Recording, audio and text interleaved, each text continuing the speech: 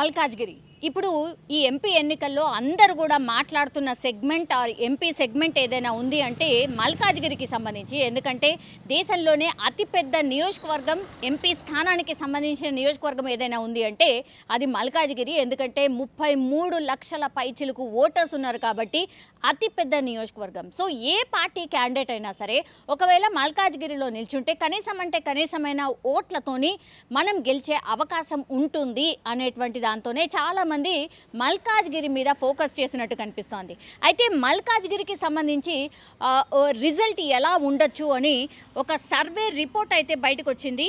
అది చేసిన వాళ్ళు ఎవరంటే జన్ లోక్ పోల్ సర్వే 2024కి సంబంధించిన వాళ్ళు సర్వే చేసినప్పుడు మల్కాజ్గిరికి సంబంధించి ఆసక్తికర చర్చ ఆర్ ఆసక్తికర ఫలితం అని కూడా చెప్పొచ్చు.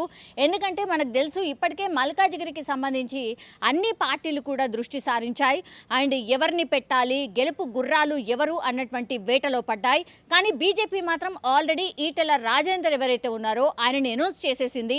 అండ్ మల్కాజ్గిరి బరిలో మల్లారెడ్డి ఫ్యామిలీ బీఆర్ఎస్ తరఫు నుంచి ఉండబోతోంది అని ఆయన్నే చెప్పుకున్నటువంటి సిచ్యువేషన్. కానీ ఆ తర్వాత పూర్తిగా సీన్ మారిపోయింది.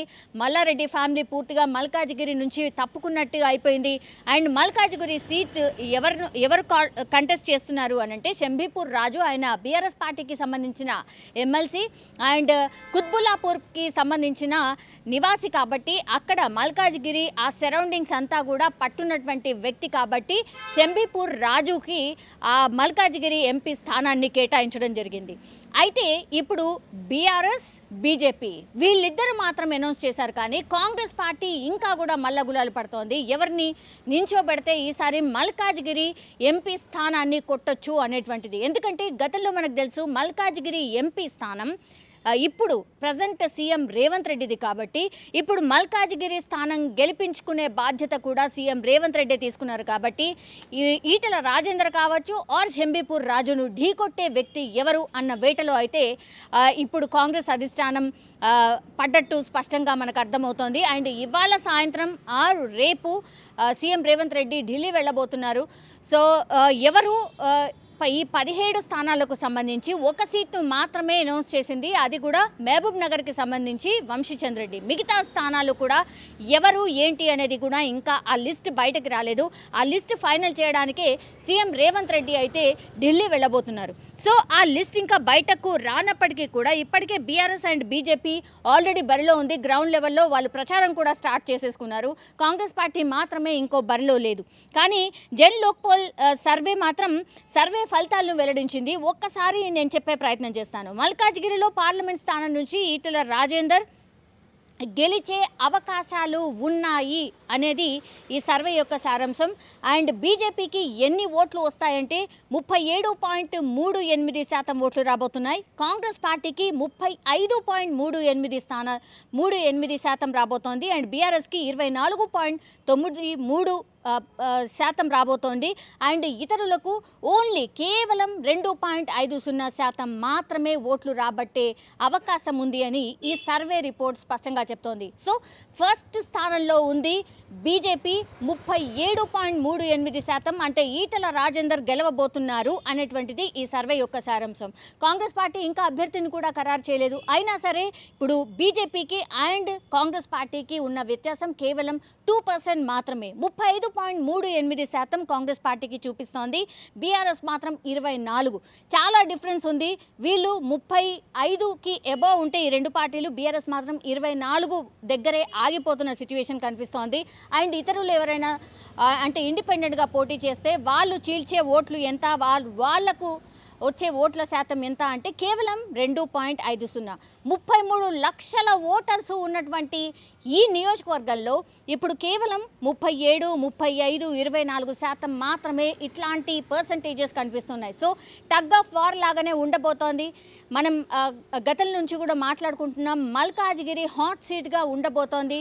సో ఈటెల రాజేందర్ని కావచ్చు, లేదంటే బీఆర్ఎస్ బీజేపీని ఢీకొట్టే వాళ్ళు ఎవరు ఉండబోతున్నారు? కాంగ్రెస్ పార్టీ పూర్తిగా దీనిపైన దృష్టి పెట్టింది కాబట్టి మహబూబ్ నగర్ అండ్ మల్కాజ్గిరి ఈ 2 స్థానాలకు సంబంధించి గెలుపు బాధ్యత సీఎం రేవంత్ రెడ్డి తీసుకున్నారు కాబట్టి ఈ గెలుపు చాలా కీలకంగా ఉండబోతోంది కాంగ్రెస్ పార్టీకి. అండ్ మ్యాక్సిమం ఎంపీ సీట్లు కూడా కాంగ్రెస్ పార్టీకి వెరీ వెరీ ఇంపార్టెంట్ కాబట్టి అందులో భాగంగానే లిస్ట్ ఎక్కడ కూడా బయటకు పొక్కకుండా అన్ని గ్రౌండ్ లెవెల్లో సర్వేస్ కూడా చేయిస్తోంది.